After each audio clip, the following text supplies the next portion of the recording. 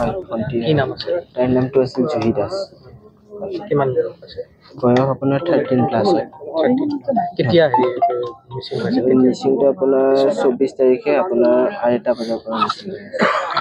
আপোনাৰ আমাৰ ওচৰত CCTV কেমেৰাত চেক কৰা গৈছে তাৰে পিছত গম পোৱা গৈছে যে তাৰ স্কুলৰ যোনজন ড্ৰাইভাৰ আছিল সেই ড্ৰাইভাৰজনৰ লগত খোজকাঢ়ি যোৱা দেখা গৈছে। কোন স্কুলত আছিল?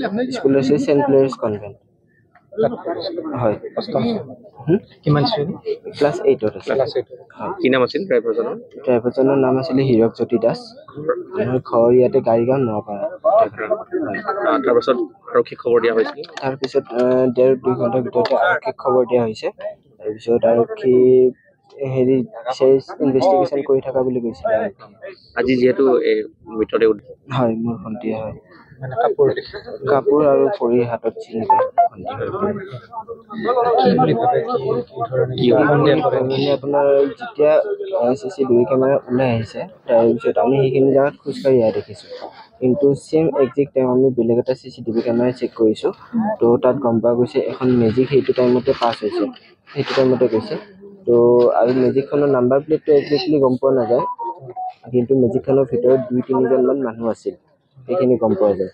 তো এইখিনি আমাৰ সন্দেহজনক হয় যে তাৰ লগত কোনোবা থাৰ্ড পাৰ্টিও থাকিব যোনে ধৰাত পৰা সৈতে আপোনাৰ এইটো ষ্টেপ উঠাইছে। ল'ৰাটোৰো ইয়াতে পোৱা গৈছে। ল'ৰাটোৰো পোৱা গৈছে। এইটো অন্য কিবা ঘটনা হ'ব পাৰে নেকি? অন্য কিবা ঘটনা মানে থাৰ্ড পাৰ্টি থকা বুলি অলপ সন্দেহজনক হয় আৰু। আৰক্ষীয়ে